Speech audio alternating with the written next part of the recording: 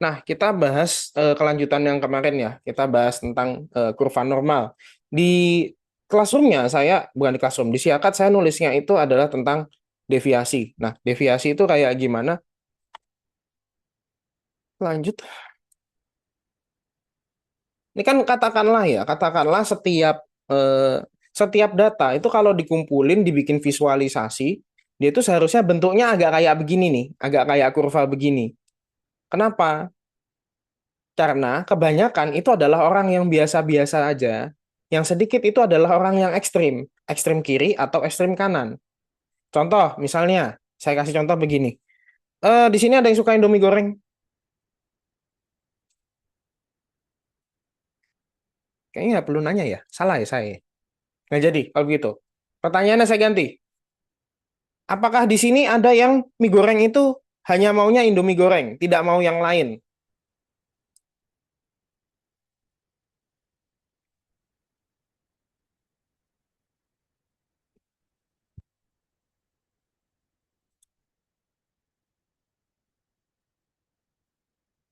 Manusia seperti itu mungkin ada nggak?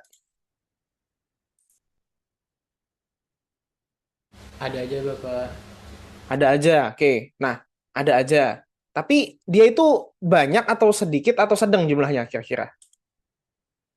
Sedikit Pak. Sedikit. Oke. Sedangkan kalau orang itu misalnya, oh saya nggak suka Indomie goreng.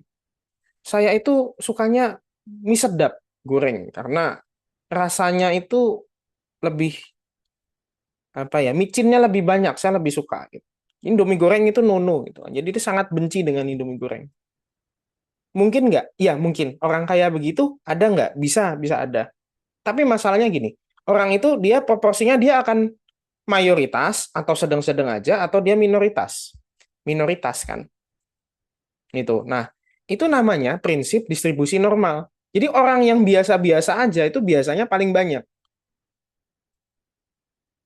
Kalau yang saya ajarkan kemarin di sini, ini 34,13, yang 34,13 ini orang yang biasa-biasa aja tuh di sini.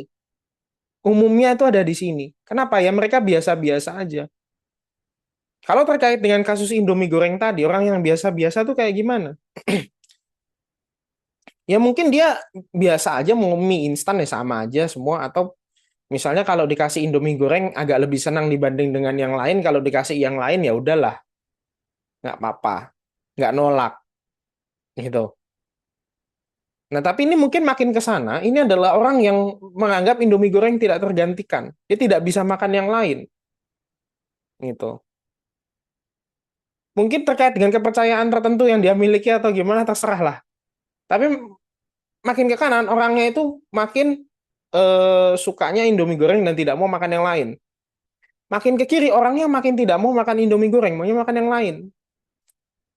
Jadi kalau kita bilang dari skala 1 sampai 10 gitu kan, kamu suka Indomie goreng nggak? Mungkin di sini yang jawab 1, ini yang jawab 10, begitu. Misalnya suka-sukanya pun kamu sama Indomie goreng, mungkin kamu nggak akan jawab 10 juga. Atau nggak suka-sukanya sama Indomie goreng juga nggak akan jawab 1 juga kan. Karena apa? Itu skor ekstrim.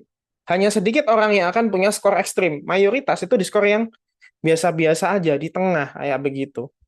Buktinya apa? Misalnya ada pertanyaan dalam skala psikologis. Itu pertanyaannya jawabannya adalah 1 sangat tidak setuju, 2 tidak setuju, 3 netral, 4 setuju, 5 sangat setuju. Biasanya orang cenderung jawabnya mana? 1, 2, 3, 4, 5. Yang mana? Empat. 3. Ya, itu. 3. Jadi manusia itu punya kecenderungan untuk mengambil titik tengah yang tidak ekstrim. Seperti itu. 3. Nah, di sini juga seperti itu logikanya. Dalam pengukuran apapun, ya, orang yang biasa-biasa aja dia akan berkumpul di satu titik, di mana di kirinya adalah orang yang ya defisit lah skornya, skornya lebih rendah, yang kanannya itu yang lebih tinggi. Seperti itu. Ada di antara dua kecenderungan yang berbeda. Gitu kira-kira. Nah, kalau soal skornya itu nanti dia akan ngumpul membentuk kurva, di mana orang yang biasa-biasa aja itu yang paling banyak. Nah, di sini nih orang yang biasa-biasa aja. Orang yang biasa-biasa aja itu apa? Anggapannya adalah dari -1 sigma hingga +1 sigma. Nah, sigma ini apa, Pak? Sigma itu standar deviasi. Ingat yang saya bilang kemarin? Ada standar deviasi, ada varians, udah? Oke. Varians itu apa? Setiap skor dikurangi oleh min, lalu hasil pengurangannya itu nanti dikuadratkan sebelum ditotalkan semuanya. Makin besar angkanya, berarti skor-skor yang ada di situ dia makin beragam dibandingkan dengan minnya. Semakin kecil variansnya, maka skor-skor yang ada di situ itu makin tidak beragam.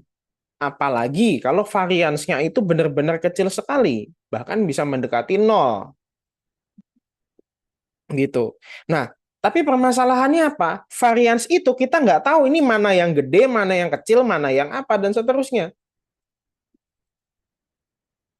Dan susah mengoperasikan varians itu. Yang kita bisa operasikan itu adalah bukan varians, tapi hasil akarnya, namanya standar deviasi. Begitu. Kemarin saya udah bilang belum, min itu adalah titik nol. Rata-rata itu adalah titik nol. Udah? Udah. Oke. Kalau rata-rata itu titik nol, berarti kebanyakan orang itu mendekati rata-rata atau menjauhi rata-rata skornya?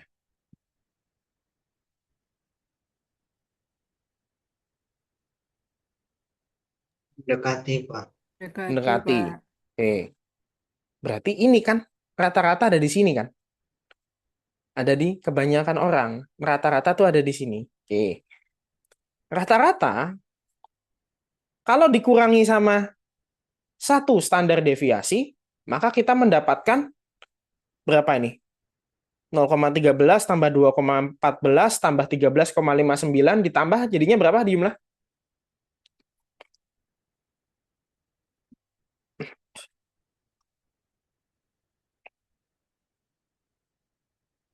Hmm.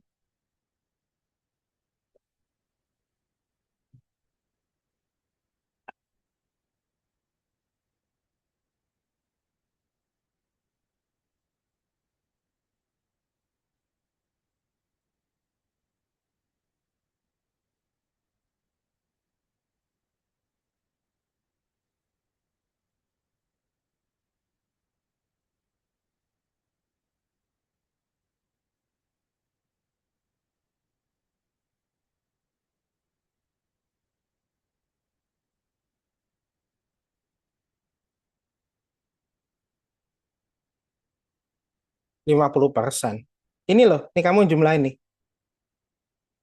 Dari -1 ke bawah. Kalau tadi 50%, berarti 50%-nya tinggal kurangin ini aja. Kurangin 34,13% ini.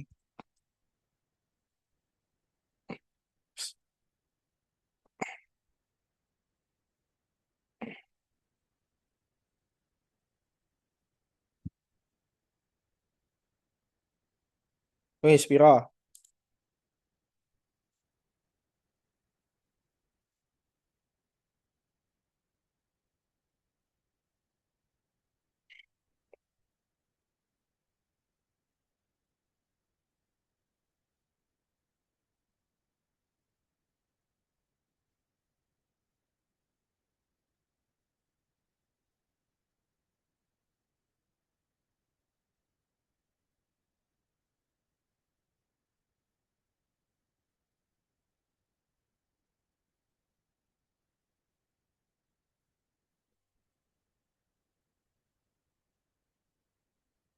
Berapa? 0,13 tambah 2,14 tambah 13,59.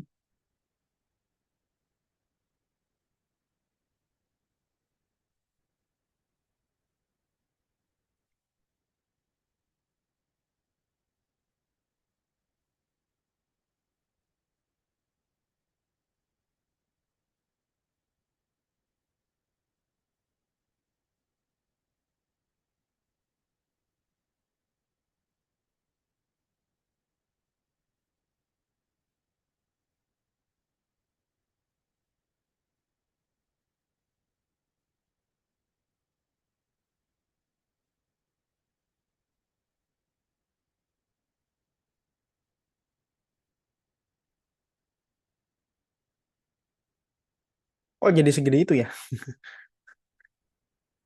Nah, 15,86% atau 15,9%. Nah, ini di sini ada.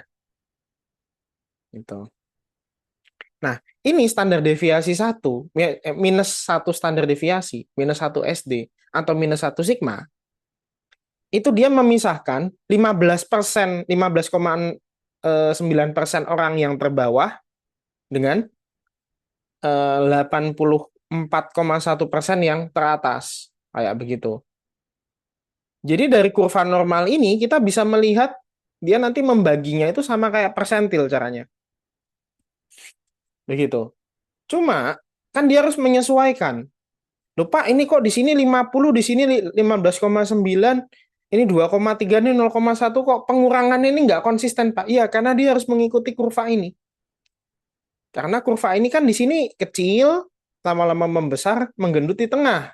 Berarti proporsi data yang ada di tengah itu yang paling banyak. Maka itu dia motongnya ini, kalau harus dipotong dengan jarak yang sama seperti ini, maka dia akan mendapatkan potongan yang beda-beda di sini. Tapi potongan ini simetris. Jadi yang minus satu sama plus satu potongannya sama. Ini minus 2 sampai minus satu dan sebaliknya potongannya sama. Begitu loh. Oke, jadi di sini kita dengan menggunakan standar deviasi ini ataupun persentil, kita bisa memisahkan orang yang paling tinggi itu berapa.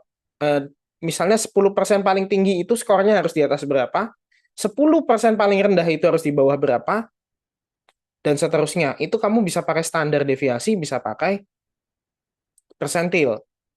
Tapi kalau di sini, exactly dari standar deviasi, kita bisa bilang, ini orang yang di bawah 2 standar deviasi atau di atas 2 standar deviasi, ini bukan orang normal. Dia itu 2,5% terbawah atau 2,5% teratas. Kayak begitu.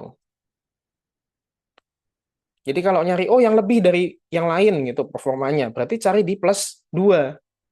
Sedangkan kalau kita di persentil, kita belum tahu ini. Karena kan persentil itu dia membagi menurut ya persennya. Dia tidak peduli kurvanya bentuknya tidak normal apa-apa, dia akan tetap.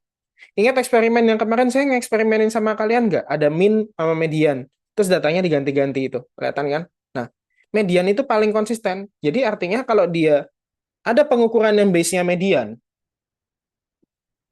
membagi dengan sesuatu yang base-nya median, dia akan membagi sama rata jumlahnya, tapi proporsinya ini tidak proporsional kayak begini. Gitu. Susah ya, emang. Saya butuh papan tulis emang. Susah ya kayak gini ya. Astagfirullah. Ya Allah, jangan online lagi. Sedih saya. Gitu.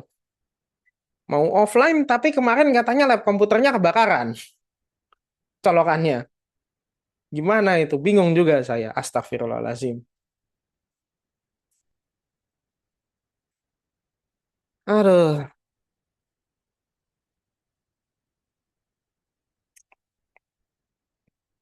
Oke. Nah, di sini ada sesuatu yang lain lagi, rekan-rekan. Yang akan menjadi bahasan hari ini. Kita di sini bisa melihat. Membagi kurva ini bisa dengan berbagai macam mode. Kita bisa bagi yang ini dibagi 8 ini. Yang itu juga harus mempertimbangkan standar deviasinya. Ini 0 ke sana plus 1, plus 2, plus 3, plus 4, minus 1, minus 2, minus 3, minus 4, dan seterusnya. Ini kalau persentil, ini nanti dia jatuhnya seperti ini.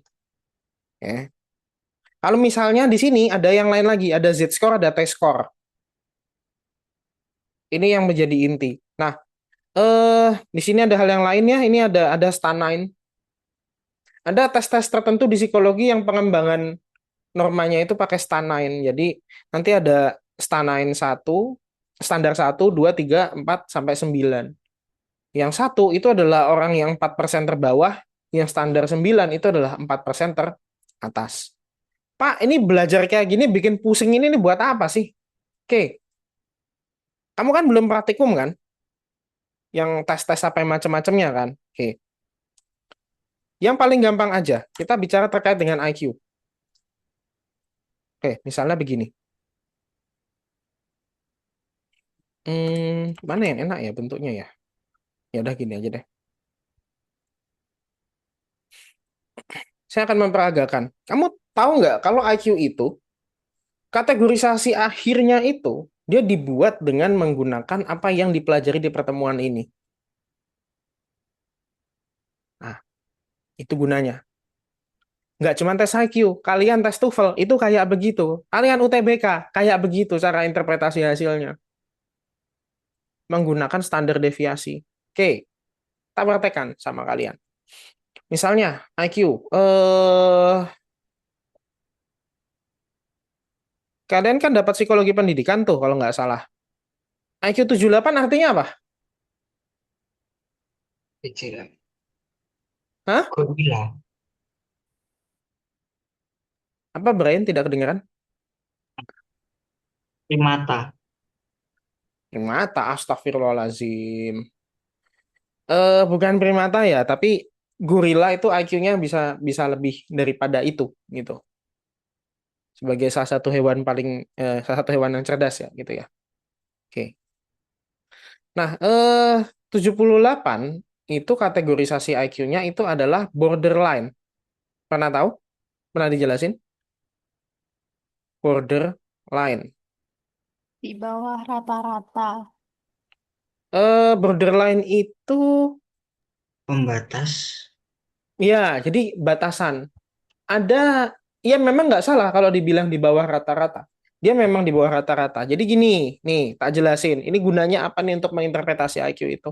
Tak coret-coret gini. Di tes IQ yang kita biasa punya, yang standarnya itu adalah Binet atau adalah Wechsler. Rata-ratanya itu adalah 100. Jadi di sini saya buat 100. Oke. Kita pakai Wechsler aja. Wechsler itu rata-ratanya 100, standar deviasinya itu adalah 15. Oke. Nah,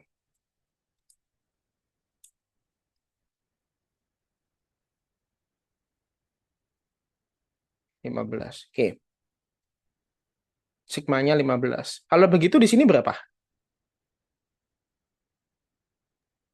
15. Hei, 75. astagfirullahaladzim. 85, Pak. 85, betul. Kenapa kamu? Apakah sedang lemas? Apakah perlu dibawakan MBG? Kok keliru? Nah, good. Ini 70, Pak. 70. Nih, 55. 55.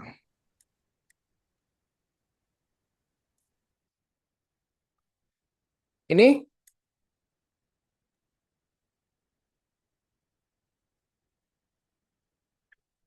115, Pak. 115, Kak.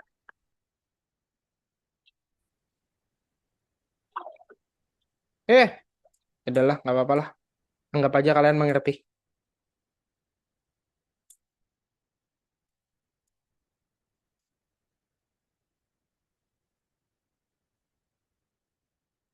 Nah, kira-kira kayak begitu.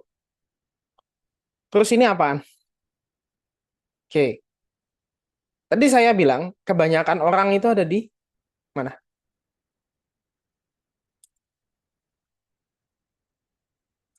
Kebanyakan orang ada di Di rata-rata, Pak. Di tengah. Oke. Di rata-rata itu di mana, Ardian?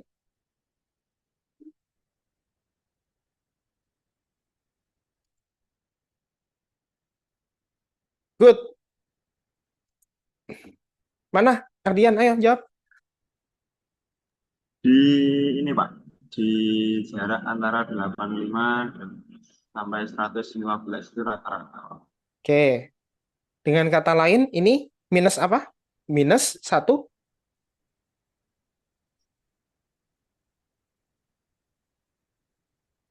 Satu apa ini? 1 sigma. Satu sigma. Sigma itu huruf untuk ini simbol untuk apa? Standar Deviasi. Standar deviasi. deviasi itu. Berarti ini adalah -1 standar deviasi, ini +1 standar deviasi. Oke. Makanya di sini ini kategorinya itu namanya adalah average. IQ itu rata-rata. Seberapa banyak orang yang rata-rata IQ-nya? Berapa banyak? 68% Bapak. 68%. Oke. Berarti yang nggak rata-rata itu 32% gitu ya. Nah, oke, baik. Ini berdasarkan standar penduduk Eropa di tahun berapa begitulah. Intinya di tahun kayaknya 1900 berapa puluh begitu tengah-tengah.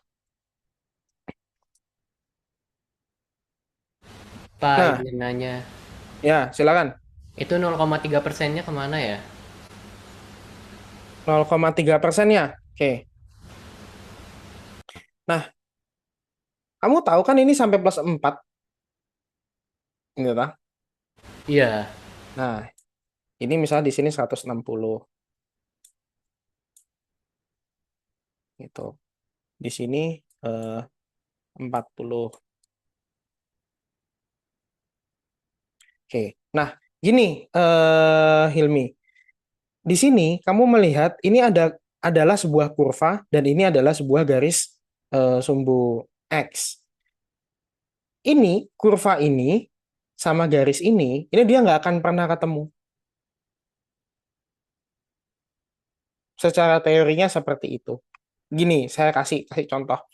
Ini kalau misalnya kita hitung dari -4 sampai +4, itu sebetulnya hasilnya nggak 100% loh.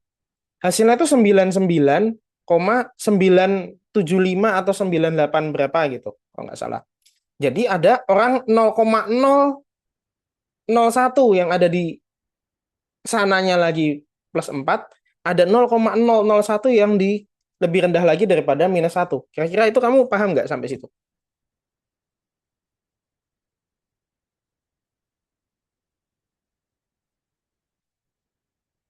Paham Bapak. Paham. Nah, ini kan artinya ada orang yang benar-benar rendah banget skornya dan itu cuma 0,001 lebih kecil lagi bahkan dari populasi. Dan itu ada orang yang 0,001 berapa lagi lebih kecil lagi yang itu dia lebih daripada mayoritas populasi bahkan lebihnya itu lebih banget. Artinya bisa jadi dia itu bukan di +4 ini. Dia bisa di luar sini. Misalnya ada orang yang skor IQ-nya tuh ada di sini.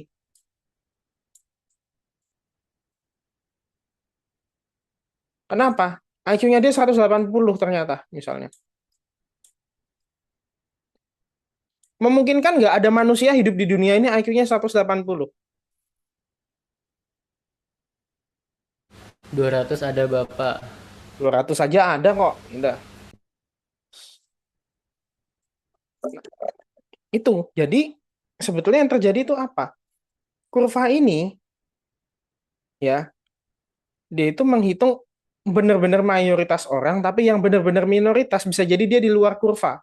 Ada di sini kah? Atau misalnya ada di sini. Gitu. Gitu. Nah, jadi dia itu totalnya nggak akan pernah 100, Hilmi. Dia akan 9,99999 berapa dan macam-macamnya. Makanya di iklan sabun nanti bilangnya membunuh 99,99% bakteri atau virus. Karena apa? Nanti akan ada aja virus yang dia itu imun, jadi dia tidak mati atau ada bakteri yang dia tidak mati seperti itu karena dia ketahanannya di atas yang lain. Seperti itu.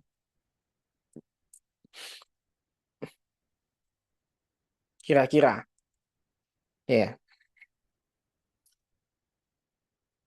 Nah, ini di sini kan rata-rata nih, average nih kategorisasinya. Nah, ini average IQ-nya. Oke, kalau yang di sini Ini berarti IQ-nya berapa? 115 sampai 130. Berarti kan dia eh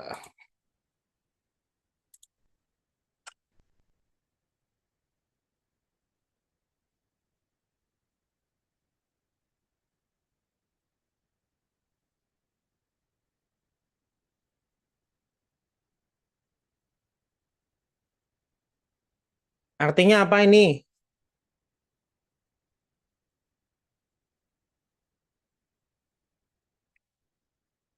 Above average, apa?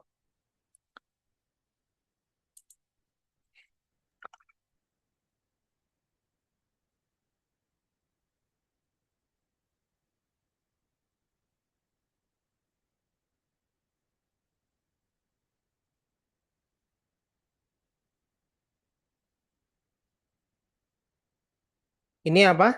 Above average. Di atas rata-rata, Pak. Oke, di atas rata-rata. Kalau yang ini Di bawah rata-rata. di bawah rata-rata atau borderline. Itu yang tadi 70 sampai 85 tadi itu. Kalau dibilang orang Indonesia 78 itu kan rata-rata IQ-nya nggak tahu lah skor dari mana ya, gitu ya. Tuh.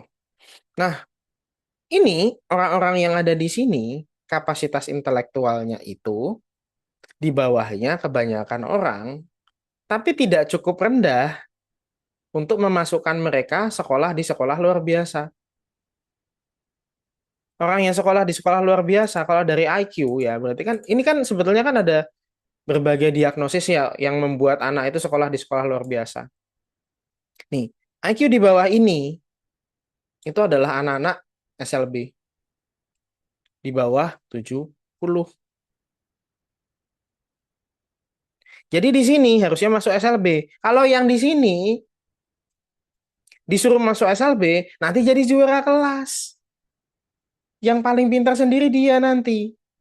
Tapi kalau disuruh masuk ke sekolah yang umum, akan ada keterbatasan, akan ada kesulitan. Yang lain baca sekali paham, dia baca 3 kali baru paham. Yang lain latihan. Latihan misalnya 2 kali bisa. Nah, dia 5 kali, dia 6 kali. Seperti itu. Jadi ada permasalahan kognitif di sini. Tidak bisa paham konsep yang abstrak dengan mudah. Gitu toh. Dia tidak bisa menghafal memori yang apa ya, dia lebih dari 6 6 potong seperti itu. Karena umumnya orang itu bisa mengingat memori yang berkelanjutan itu 7 potong. Nah, dia 6 potongnya susah. Terus dia tidak bisa menguasai misalnya berapa ratus kosakata pada usia yang seharusnya. Misalnya SD kelas 1 harusnya dia bisa berapa kosakata, dia nggak bisa. Gitu. Jadi dia terlambat dibandingkan dengan yang lain. Tapi terlambatnya itu bukan sampai terlambat yang membuat dia masuk SLB. Nah, ini yang masuk SLB itu yang di sini. Di sini gitu.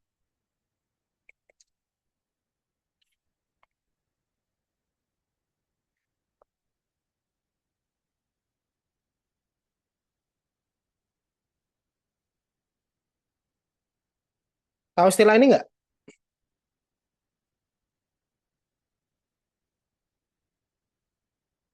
Retardasi mental. Bodohan mental. Nggak bodoh juga sih. Kalian hati-hati ya dengan istilah itu ya. Karena bodoh itu dia term yang dipakai ketika orang itu kurang belajar. Jadi kalau bodoh itu sesuatu yang dia bisa disembuhkan dengan belajar. Nah, tapi kalau yang ini beda. Ini retardasi artinya dia kelainan. Kelainan di kapasitas otaknya. Kapasitas otaknya itu di bawah orang yang lain. Kayak gitu. Itu namanya retardasi mental. Nah, di sini ketika dia 55 sampai 70, itu namanya adalah mild mental retardation, retardasi mental ringan. Jadi anak ini bisa tumbuh dewasa, tapi kecerdasan apa ya, kapasitas intelektual dia itu tidak akan lebih dari anak SMA sampai dia tua. Jadi kapasitas berpikirnya itu paling banter itu adalah setara anak SMA. Kalau yang di sini moderate itu setara dengan anak SMP. Ya, malah pencet-pencet. 40 sampai 55 itu setara dengan anak SMP atau bahkan SD.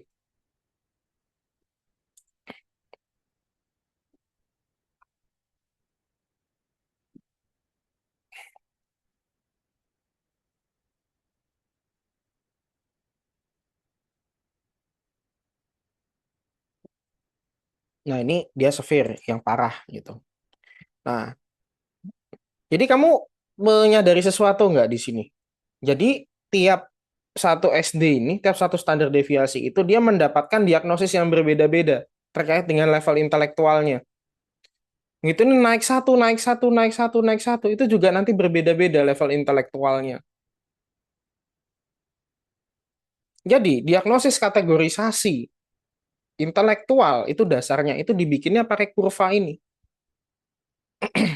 Seperti itu. Baik. Nah, eh ini dasar untuk kita menjelaskan konsep namanya Z-score. Z-score. Seperti itu. Oke.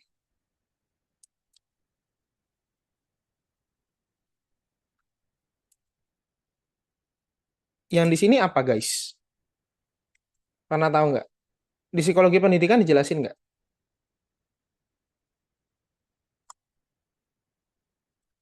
Nggak.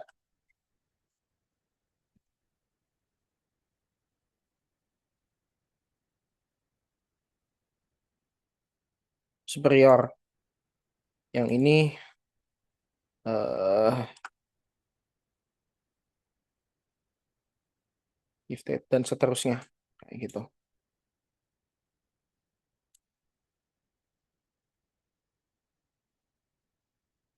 Kalian pernah ditanyain gini nggak di psikologi pendidikan?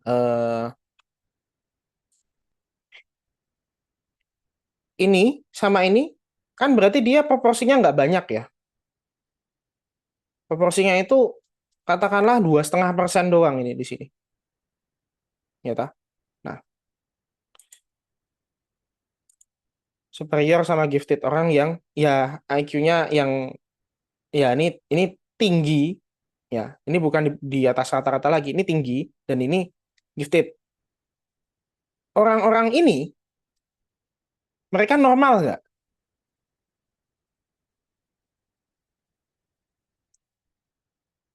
Lihat ini. Normal nggak berarti? Ya, Tidak.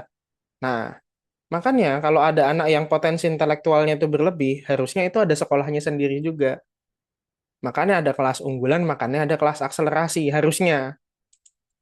Karena apa? Anak yang potensi intelektualnya itu berlebih, mereka itu adalah anak berkebutuhan khusus. Begitu mereka dimasukkan ke pendidikan yang umum ya, mereka nggak minat lah.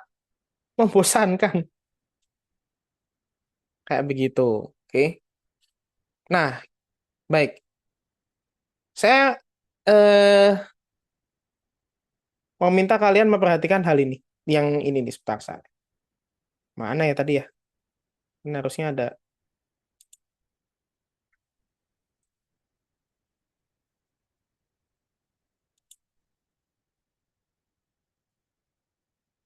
Nah, ini. Kalian perhatikan ini dulu. Dan kalian ingat baik-baik, ini angkanya 95 ya. 95 itu artinya apa? Berarti dia memisahkan 95% orang ya dengan di sini 2,5, di sini 2,5%. Oke. Ini 95 ini kamu harus ingat baik-baik. Kenapa? 5% sisanya itu nanti yang penting. Gitu. Cuman bukan untuk di pertemuan ini. Anda yang mau nanya dulu nggak?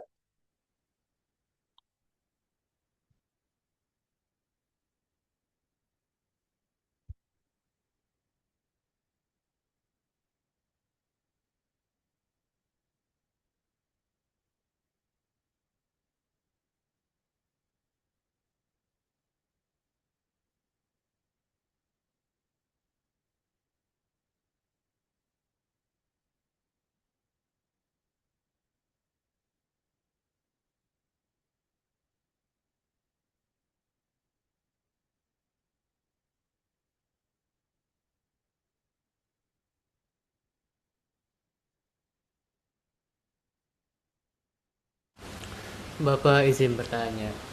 Boleh.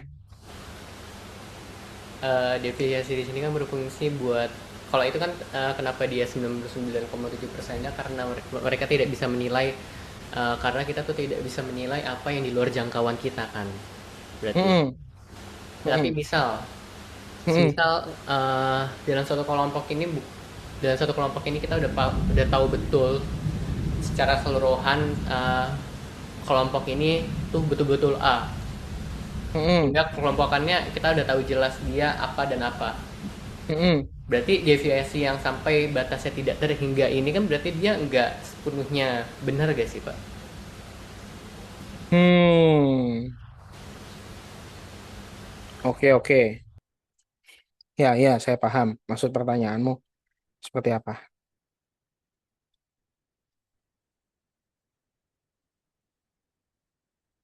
Sebentar ya.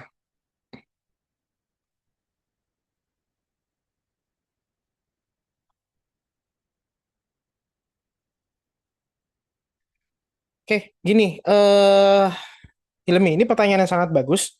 Jadi sebetulnya ini kurva ini adalah kurva teoretik. Jadi kurva ini dibuat, diasumsikan kalau kita ngambil semua data yang mungkin kita ambil di dunia ini, dengan kata lain, kalau misalnya N-nya itu adalah, tahu simbol ini nggak? Tahu Bapak jumlah populasi kalau kalau kita katakan sekarang Ini apa simbol apa nih? simbol tak terhingga unlimited. Ya, infinite. Jadi kalau data yang kita ambil itu dari sampel yang infinite, dia sendirinya itu akan bentuknya kayak begitu. Gitu. Oke. Nah, misalnya nih kita menggunakan tes IQ ini ke kelas yang kita tahu dia itu anak-anak yang unggul. Nanti bisa jadi mereka pada jatuhnya di mana? Mungkin jatuhnya di sini. Kok bisa jatuh di sini? Iya, anak-anak itu dibandingkan dengan keseluruhan populasi manusia yang mungkin di Indonesia, misalnya. Jatuhnya di sini. Orang Indonesia yang pada umumnya, misalnya dia jatuhnya nanti akan ada di sini. Sedangkan anak-anak kelasmu atau orang-orang yang tadi kamu bilang itu, mungkin dia di sini. Gitu. Nah, posisi ini posisi apa sih? Posisi relatif dia dibandingkan dengan orang pada umumnya itu kayak gimana? Sorry, ini menjawab nggak nih? Oh, Bapak, terima kasih. Oke, thank you. Hmm.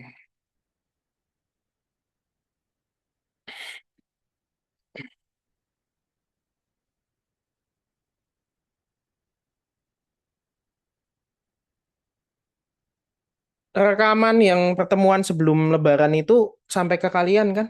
Ada di channel YouTube saya soalnya. Semuanya.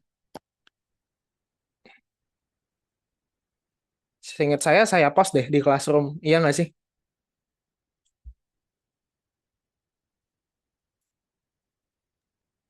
Ada Pak, ada. Ada. Oke, Alhamdulillah aman. Amin. Oke, lanjutin. Baik, ini saya hapus dulu ya semuanya ya. Clear all drawing.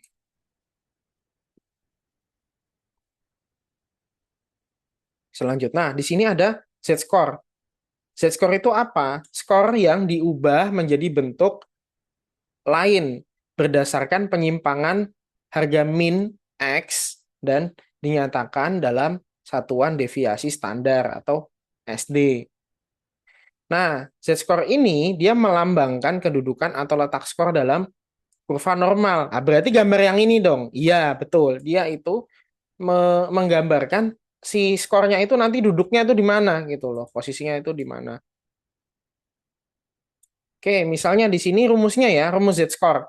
X dikurangi rata-rata X dibagi standar deviasi. Oke, misalnya tadi di sini ada skor X-nya itu adalah 100, SD-nya itu adalah 15. Tak. Skornya jangan 100 dong. Nggak asik.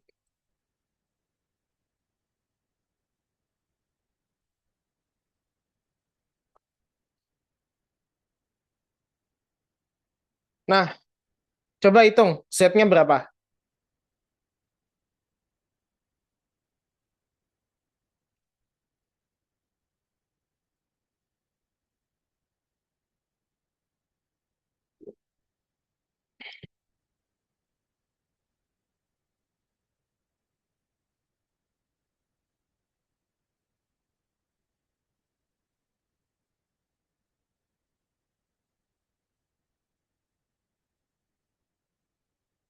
Dua koma empat. Oke, 2,4. Sorry yang tadi udah saya hapus ya. Jadi kita harus mengira-ngira. Ini. Oke, 2,4. Ini annotate-nya kan saya nyalain nih. Kalau nggak salah. Nah, coba di halaman ini, ya, yang pakai laptop, coba ada yang gambar orang yang Z-score-nya 2,4 itu di mana? Ini ada -3, -2, -1, 0, +1, +2, +3. Orang yang plus 2,4 Z-score-nya itu ada di mana?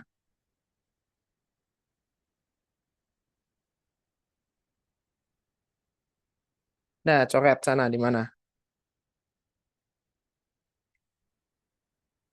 Yang tebel.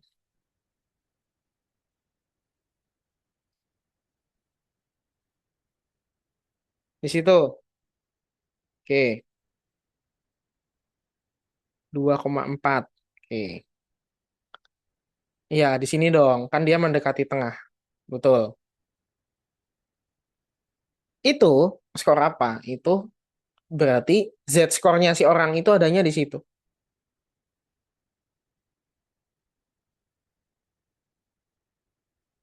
Oke, 2,4. Berarti dia posisinya di sini. Kira-kira dengan skor tadi, ya, dengan skor tadi, ini orang ini rata-rata atau bukan? Ada di rata-rata populasi nggak? Ada di kebanyakan populasi nggak? Nggak ada. Gimana? Ya itu ada di rata-rata nggak? Di kebanyakan populasi nggak? Bukan, bukan. Kenapa? Kalau dia itu di kebanyakan populasi, di kebanyakan orang, itu nanti dia tempatnya di sini. Gitu.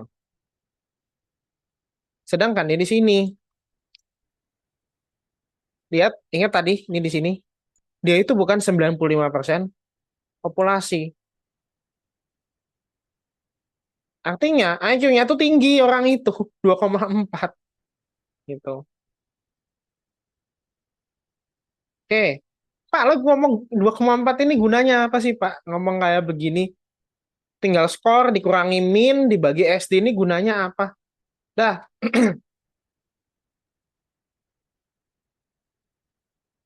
ini logika ini bisa dipakai di hasil tes apapun. Nah, sekarang gini, tak coba, tak kasih. Wah, aku nilai UTS statistika jelek nih.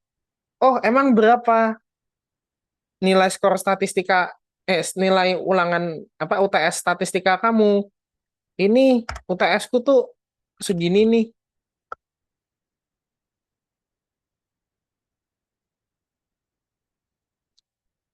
Kira-kira dia jelek nggak nilainya?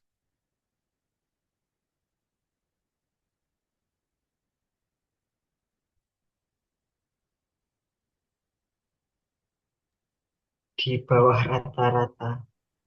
Di bawah di bawah orang pada umumnya ya, di bawah kebanyakan orang. Oke, berarti dia di bawah ini toh.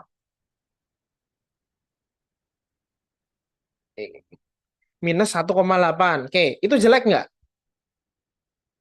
Berarti skornya dia.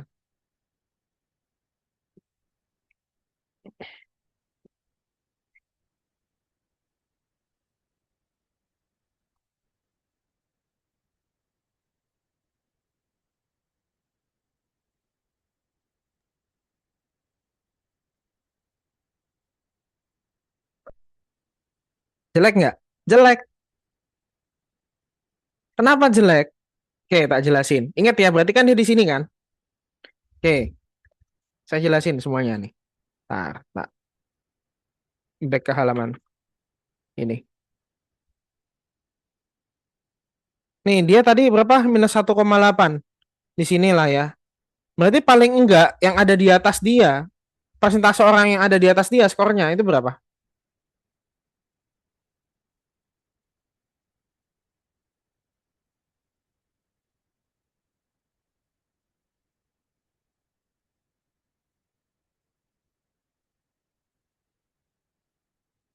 Saya nyocok-nyocokin aja ya gambarnya ya. Misalkan 1,8 jatuhnya di sini ya. Minus 1,8 ya. Oke. Jatuhnya misalnya di sini. Saya lihat bawahnya nih. Ini ada batasan persentil 5. 5%. Jadi orang si minus 1,8 tadi, dia tuh kira-kira 5% terbawah atau 5% teratas? 5% terbawah. 5% terbawah. Artinya jelek nggak nilainya dia? Jelek. Jelek, hancur, amburadul. Ini apalagi belum nih yang misalnya berapa skor ini kamu? Oh saya skornya minus 3,4 Pak. 3,4 ngulang aja tahun depan kayak gitu. Kenapa? Artinya dia benar-benar jelek di sini. Kok bisa Pak benar-benar jelek? Iya, artinya dia itu udah 1% terbawah di kelas itu UTS-nya. 99% temannya itu lebih tinggi daripada dia. Belum ngitung yang ada di paling kanan. Gitu. Itu cara memaknainya. Kalau kita udah ngomong dalam bahasa Z-score itu, kita bisa ngomong ke semua orang, oh, berapa hasil skornya dia? Oh, hasil skornya dia minus 1,5 Z. Alah, aduh, bahaya juga itu. Dia 1,5 Z. Dia 10% terbawah dong berarti. Gitu toh. Ini kita kalau ngomong Z, itu berarti dia adalah bahasa universal untuk ngomongin hasil tes. Tinggal satu Z-nya itu berapa. Jadi kan kita ngomong satuan Z-nya dulu, baru satu Z-nya itu skornya setara berapa. Gitu. Jadi dengan kata lain, ini bahasa universal kita ngomongin tes apapun. Kalau kita menginfokan, oh orang ini hasilnya berapa Z, ini berapa Z, ini berapa Z. Kita bisa tahu posisi relatif orangnya itu seperti apa. Gitu.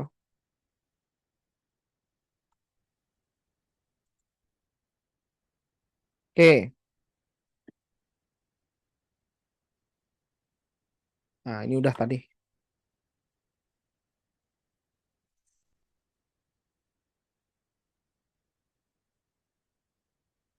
Nah, ya. Nah,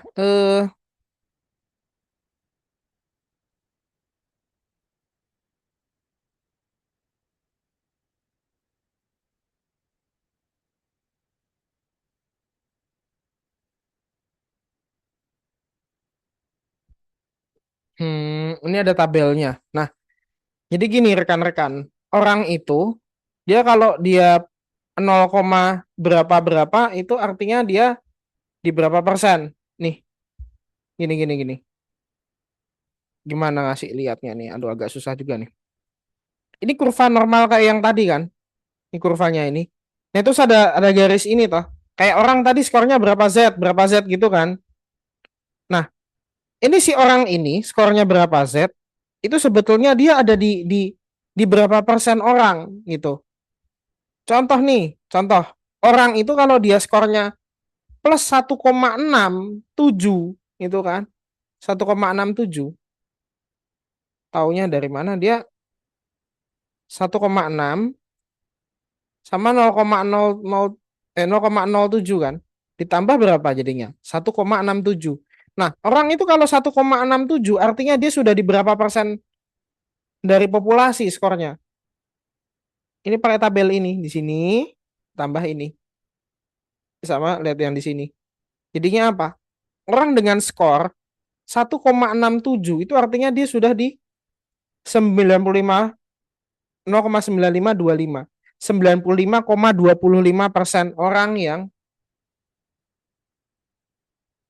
terbaik itu toh. Jadi dia ini top top 5% dari kelas itu. Gitu. Nah, ini ada tabel, ini tabelnya ini namanya tabel Z. Tabel Z score. Kamu cari di Google Image juga ada kok. Namanya tabel Z. Jadi kalau orang dapat skornya berapa, oh, berarti dia berapa persen ter apa kayak begitu. Oke, sekarang pertanyaannya, Pak, kalau minus gimana, Pak? Ini kan untuk yang plus kan? Sekarang, Pak, kalau skor orang itu minus 1,67 gimana caranya? Kalau plus 1,67 itu artinya dia di persentil 95,25. Kalau dia di minus 1,67 artinya dia di persentil.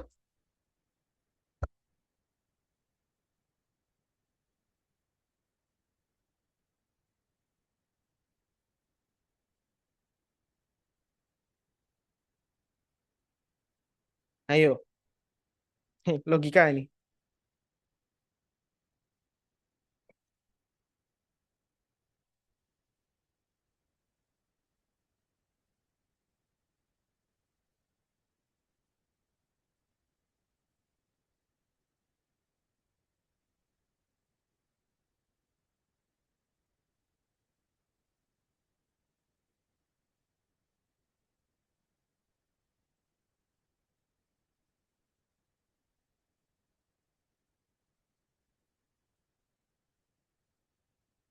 Kalau persen itu maksimalnya berapa? 100, Se- Pak. 100. Oke. Berarti kalau ini saya bukan nyari 1,67, tapi saya nyari minus 1,67, berarti persennya ini berapa?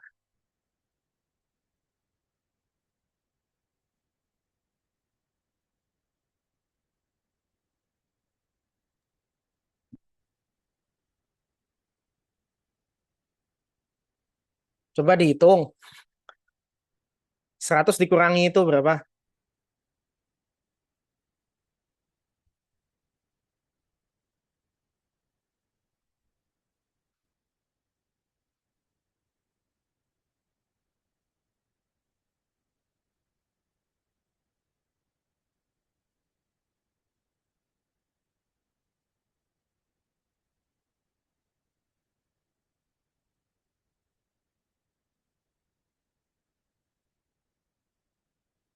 4,75. Betul. Mantap. 4,75%. Jadi, wah, dia skornya berapa? Aduh, Pak, dia itu cuma dapat minus 1,67. Ya Allah, berarti dia termasuk 5% terendah loh. Begitu. Nah, jadi di sini kok plus semua, Pak? Saya mau carinya yang minus, Pak. Bisa, tinggal dibalik saja dari persentasenya seperti itu. Nah, Pak, tapi bisa nggak sih saya ngitung kayak begini nih? Cuman nggak usah lihat gambar ini gitu loh. Bisa nggak? Ada yang ngitungin buat saya tuh bisa nggak? Ada caranya, yaitu di Excel. Caranya itu ada di Excel. Ini bisa dilanjutin ya tabelnya ini. Kamu bisa bisa nyontek sini. Nah, ini rumus Excel-nya adalah ini.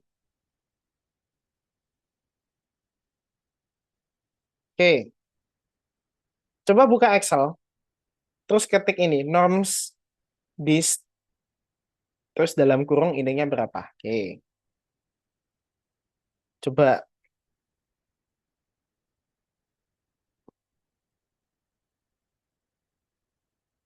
Kalau ini berapa jadinya? Berapa persen? Buka Excel-nya masing-masing, coba.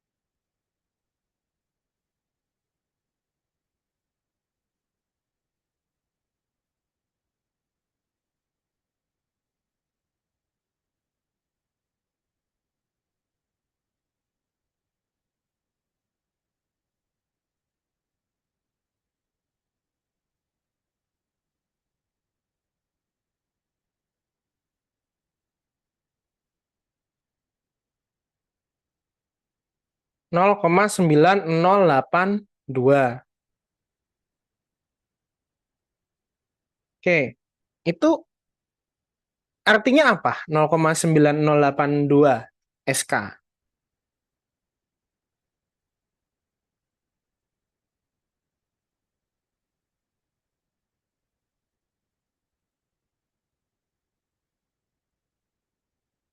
Sembilan puluh koma delapan dua. Oke, betul. Ya, 90,82.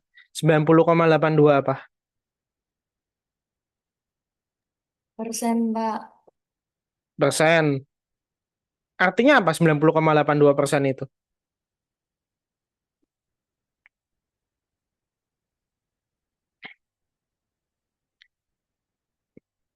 Artinya orang yang mendapatkan skor ini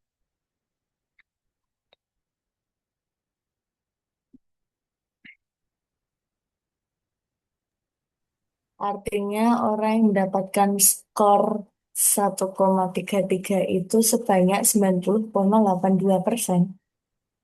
yakin. Salah itu. Bukan sebanyak 90,82%.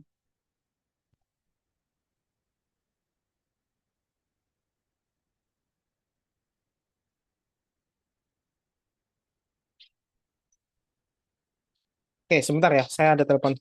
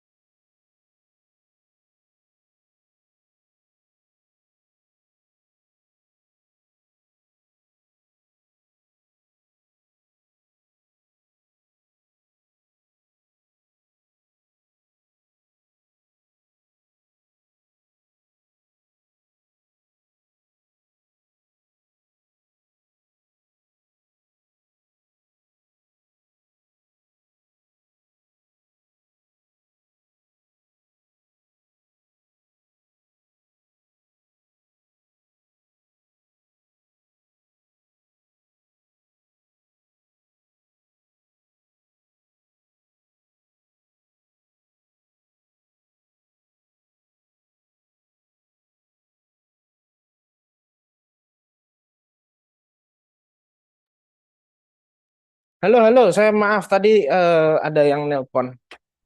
Nah, 90,82 eh itu bukan ada 90,82% orang yang mendapatkan skor segitu, bukan. Masa 90,82% orang skornya sama, kan agak-agak bahaya gitu ya. Artinya bagus semua dong. Kalau bagus semua nanti angkanya geser lagi dong. Malah orang yang bagus itu skornya jadinya rata-rata. Ya nggak apa-apa. Kamu jajan jadi. Saya bukan bukan nyalah-nyalain kamu, bukan bukan marahin atau gimana. Kita semua kan ini di sini belajar gitu. Jadi interpretasinya bukan seperti itu. Interpretasinya adalah berarti orang yang dapat Z 1,33 ini, dia itu peringkatnya kalau dari 0 sampai 100, dia itu skornya di 90,82 itu persen. Artinya dia memisahkan 90,82% di bawahnya dia sama 9,18% di atasnya. Gini, tak gambar aja. Kalau garis kayak gini kan. Misalnya nih 0, ini 100. Nah, si orang itu dapatnya tadi di sini. Berarti dia memisahkan 90,82 yang ada di sini dan 9,18 yang ada di sini. Gitu. Orang ini pas posisinya ada di sini. Gitu. Berarti dia top berapa persen? 10, Wak. Top 10%. Betul, Ardian. Gitu. Kira-kira demikian, rekan-rekan semua. Itu ya. Oke. Nah, Pak, bisa nggak Pak kalau minus? Oke, kita coba ya, minus.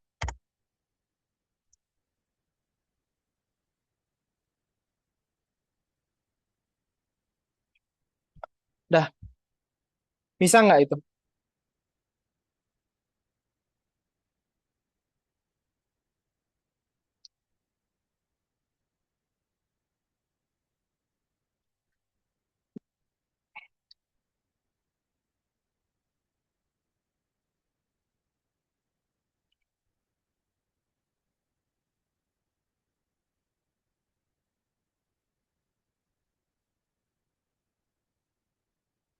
Nol koma nol nol nol tiga tujuh enam.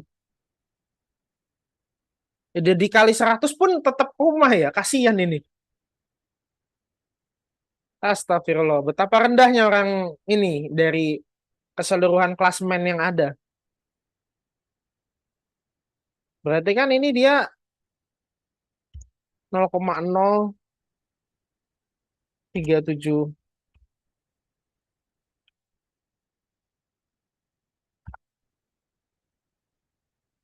Oh, rendah sekali ya. 0,0376% orang yang ada di bawahnya dia gitu.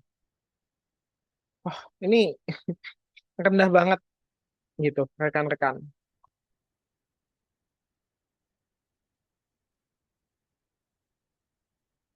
Oke, maaf sudah saya tutup.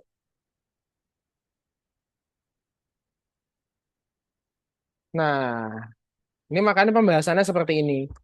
Kalau misalnya orang, oh dia Z-nya itu berapa? 1,5. 1,5 itu dia dapatnya berapa? 93,3%. 93,3% artinya dia itu, di kirinya dia itu ada 93,3% yang di bawahnya dia, ada 6,7% yang di atasnya dia. Berarti dia itu top 6,7%. Gitu. Top 10%, top 6,7%, nah seperti itu. Oke. Nah, ini ada kebalikannya. Kalau kita dapat persen, dapat persennya, ya, mengembalikannya menjadi Z itu gimana caranya? Oke, di sini ada. Caranya itu adalah bukan dengan norms dist. Dist itu apa? Distance atau jarak. Di sini ada yang namanya norms inverse, berkebalikan. Kebalikannya. Kebalikan apa? Kalau kita punya persennya dibalikin jadi Z berapa? Gitu. Oke. Misalnya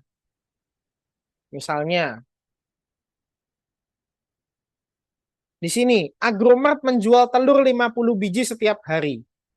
Jika selama 1 bulan ada 30 telur yang tidak terjual, ya, berapa persentase telur tidak terjual dan bagaimana kedudukannya di kurva normal? Nah, kan ini 50 biji setiap hari selama 1 bulan. Tapi 1 bulan itu ada 30 telur yang nggak kejual. Berarti ini berapa nih? 30 telur dibagi dengan 50 ini dikali 30. 1.500. 30 dibagi 1.500 itu jadinya 0,02%. 0,02. 0,02 dijadikan persen, 2%.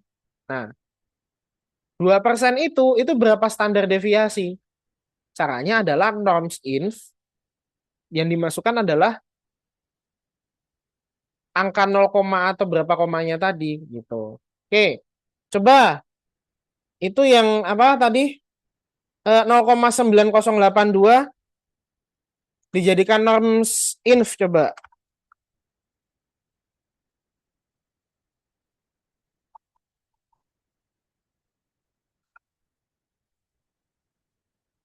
Nah, coba masukkan ini sintaks ini ke Excel.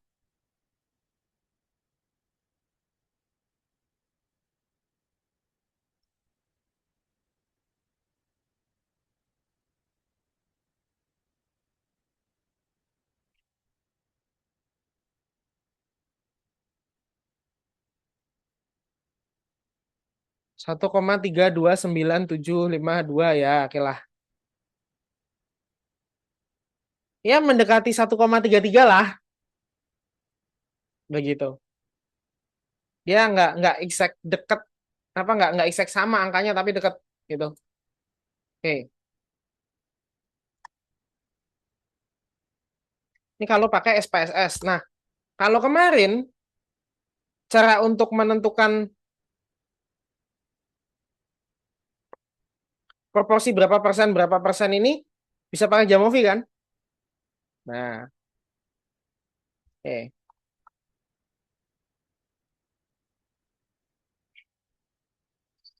Oke, ini T-score. Nah, jadi tadi yang saya gunakan untuk menjelaskan itu yang pakai IQ itu sebetulnya bukan min asli. Bukan min dan standar deviasi yang asli, tapi yang sudah bikinan.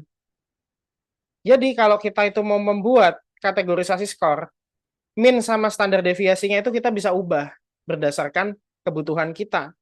Mungkin skor IQ-nya tadi itu minnya itu bisa berapa dan standar deviasinya bisa berapa, supaya bisa diseragamkan, supaya mudah penggunaannya, minnya dibuat 100, standar deviasinya dibuat 15, seperti itu. Padahal skor aslinya mungkin minnya itu berapa dan standar deviasinya berapa. Di sini berbeda. Begitu rekan-rekan. Nah, T-score itu apa? T-score itu adalah Z-score ya. Ya, semacam cara membuat Z-score yang standar deviasinya itu bisa standar deviasinya sudah diubah, minnya bisa dan minnya itu juga sudah diubah gitu. Jadi misalnya di sini Z skor asli minnya itu adalah 85, SD-nya itu adalah piro kita naik 16 itu. Wah, ini kok kayaknya jadi angkanya itu nggak bulat, nggak cantik gitu. Saya pengen bikin ini jadi sesuatu yang baru. Jadi sesuatu yang cantik pembagiannya. Gimana? Yaitu dengan minnya saya jadikan 100.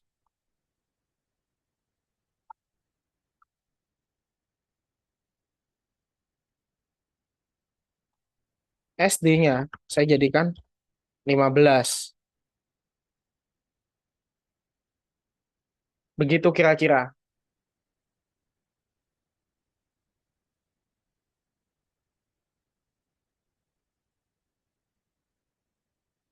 Oke, saya mau tanya kalian udah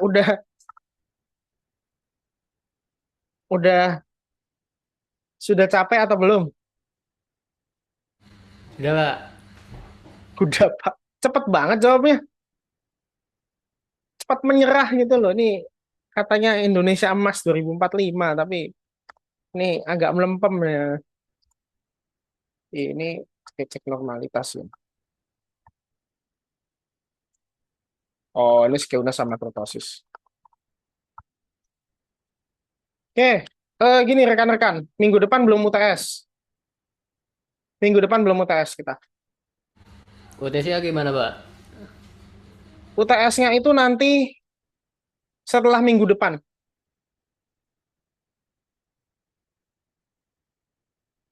Jadi UTS-nya bukan minggu depan, tapi setelah minggu depan. Oke? Pekan lusanya berarti ya? Ya next next weekdays. Jadi bukan Senin, Selasa, Rabu besok, tapi minggu depannya lagi. Itu ntar modelnya PG gitu atau esai?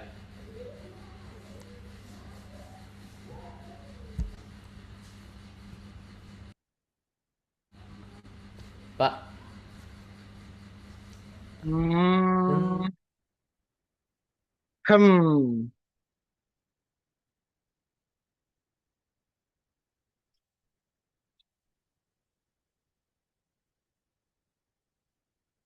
Satu kelas ini punya punya laptop semua kan?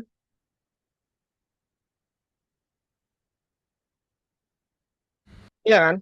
insya Allah sudah, Bapak. Insya Allah ada semua. Oke. Nanti kalau ada yang nggak bisa bilang sama saya, UTS kita offline di tempat, nanti datanya diberikan langsung dibuka di laptop, mengerjakannya di laptop. Begitu.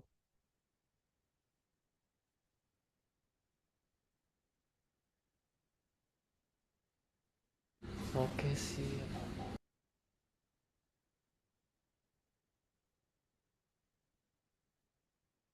Ini berarti yang belum kita bahas ini. Ini apa kita kalau misalnya kita menemui kurva yang itu bentuknya nggak normal, gitu. Ini apa nanti di kelas aja lah. Kayak online susah juga nih kayak begini. Aduh, sudahlah. Susah nih mau online.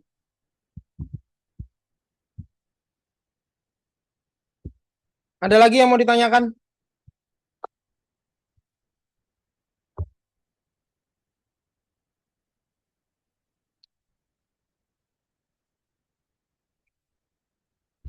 Sudah, Pak.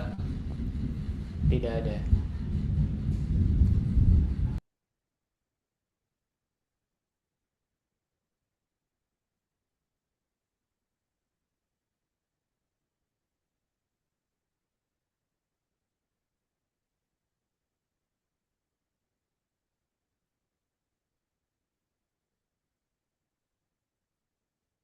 Oke. Nah, ini eh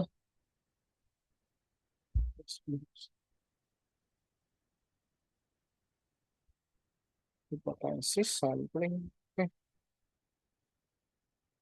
Yang tadi gambar apa kurva itu melenceng kanan dan ke kiri, itu kalian baca dulu. Minggu depan itu tinggal kurang materinya terkait dengan apa tadi? Oh, hipotesis. Hipotesis mah gampang. Hipotesis sama sampel dan population. Nah, gampang itu, banyak cuap-cuapnya kalau begitu minggu depan. Oke, kira-kira demikian. Minggu depan silakan bawa laptop. Ya, karena nanti saya akan berikan dataset 03 di situ. Kita ngolah dataset 03 itu terkait dengan apa? Dengan sampel size. Gitu. Kalau begitu saya cukupkan ya kuliahnya ya. Oke, eh, selamat sore. Sampai ketemu minggu depan. Assalamualaikum warahmatullahi wabarakatuh. Waalaikumsalam. Waalaikumsalam warahmatullahi Waalaikumsalam wabarakatuh. warahmatullahi Terima kasih Makasih, banyak, Bang. Pak. Terima kasih, Bapak. Yuk. Terima kasih, Bapak.